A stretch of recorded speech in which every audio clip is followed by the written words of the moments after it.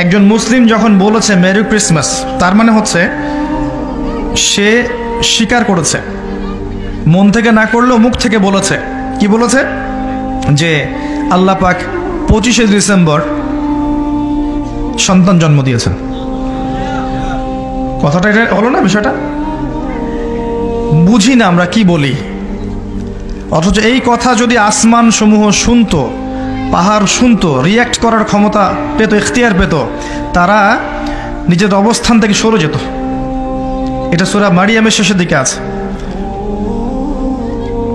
ওয়াকুলুনা ইত্তাখাযা রহমানু ওয়ালাদা, তারা বলে যে রহমান সন্তান ধারণ করেছে। লাকাদ জিতুম শাইআন ইদ্দা, তোমরা প্রচণ্ড ভয়ঙ্কর কথা নিয়ে এসেছো। তাকাদু সামাওয়াতু ইয়াতাফাত্তারনা মিনহু ওয়া তানশাক্কুল আরদ ওয়া তাখিরুল জিবালু হাদ্দা। এই কথা শুনে আসমান, জমিন আর এই পাহাড় ফেটে চৌচির হয়ে যেতে চায়। ওদের যদি ক্ষমতা থাকতো, ইখতিয়ার থাকতো, ফেটে চৌচির হয়ে যেত। এত বড় কথা বলেছো তোমরা। এবং তারা তো উৎসব পালন করছে এই দিনগুলোতে। মুসলিমরাও বলছে মেরি ক্রিসমাস, তাই না?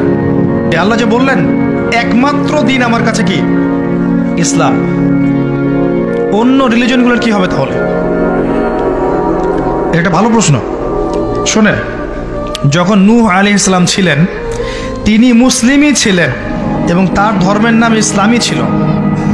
যখন ইব্রাহিম আলাইহিস সালাম ছিলেন, তার রিলিজনের নাম ইসলামই ছিল, তিনি মুসলিমই ছিলেন। দাউদ, সুলাইমান, ঈসা, মূসা, শুআয়ব, হুদ, সালেহ, মুহাম্মদ সাল্লাল্লাহু আলাইহি ওয়াসাল্লাম, কোন নবী মুসলিম ছাড়া অন্য কিছু ছিলেন না। ইসলাম নতুন কোনো ধর্ম নয়, বরং সৃষ্টির শুরু থেকে এই ধর্ম চলে আসছে। কথা কি বুঝতে পারছেন? আল্লাহ পাক এই সূরার মধ্যে বলেছেন, ওয়ামা ইয়াবতাগি গায়রাল ইসলামি দীনান ফালা ইউকবালা মিন। কেউ যদি আল্লাহর এই দিন ইসলাম ছাড়া অন্য কোনো দিন তালাশ করে, ফালা ইউকবালা মিন, লা ইউকবালা, কোশ্চিন কালেও এটা তার কাছ থেকে কবুল করা হবে না। উত্তর পেয়েছেন? ইসলামের বাইরের গুলোর কি হবে? এটা উত্তর। কোরআনে আল্লাহ পাক এটা বলেছেন, সূরা আলে ইমরানের মধ্যে আছে। আল্লাহ আরো বলেছেন যে তবে কি তারা জাহেলিয়াতের হুকুম তালাশ করছে? আফা হুকমুল জাহেলিয়াতি ইয়াবগুন ওয়া লাহু আসলামা মান ফিস সামাওয়াতি ওয়া মান ফিল আরদ তাওআন আও কারহান ওয়া ইলাইহি ইরজিউন। তারা কি আল্লাহর দিন ব্যতীত অন্য দিন তালাশ করছে, অথচ আল্লাহর সামনে আসমান জমিনের সবকিছু অলরেডি আত্মসমর্পণ করেছে এবং তার কাছে ফিরে যেতে হবে। তো এই আয়াতগুলোতে বোঝা যায় যে ইসলাম একমাত্র গ্রহণযোগ্য রিলিজন আল্লাহর কাছে। অন্য কিছু তালাশ করলে আপনি কবুল করাতে পারবেন না। হ্যাঁ, আপনি যদি ভালো কাজ করেন তাহলে সেই ভালো কাজের প্রতিদান আল্লাহ এই দুনিয়াতেই দিয়ে দিবেন, পরকালে তার কোনো অংশ থাকবে না। নবী সাল্লাল্লাহু আলাইহি ওয়াসাল্লামের সামনে ওমর রাদিয়াল্লাহু আনহু একদিন তাওরাত পড়ছিলেন, এমনি পড়ছিলেন। উনি কি তাওরাতে বিশ্বাস করতেন এমন?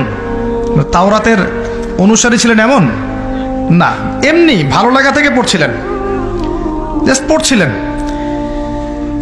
নবী সাল্লাল্লাহু আলাইহি ওয়াসাল্লাম এই দৃশ্যটা দেখে রাগে তার চেহারা লাল হয়ে গেল। তিনি বললেন, ইয়া ওমর, হে ওমর, তুমি তাওরাত পড়ছো? আমার সামনে তুমি তাওরাত পড়ছো?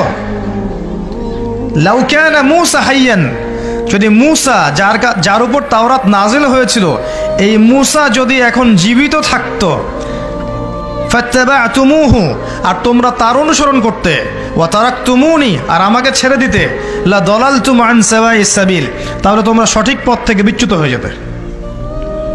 লাউ কানা মূসা হাইয়ান, যদি মূসা এখন জীবিত থাকতো, তাহলে ওয়াদরাকা নবুয়তি, এবং আমার নবুয়ত পেত, লাত্তাবা'আনি, অবশ্যই তার উপর কর্তব্য ছিল আমার অনুসরণ করা।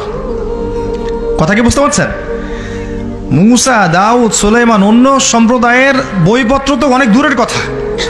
সেই নবীগণ যদি এখন জীবিত থাকেন, পৃথিবীতে আবার আসেন, তাদের জন্য কোরআন হাদিস এর বাইরে কিছু অনুসরণ করা জায়েজ হবে না।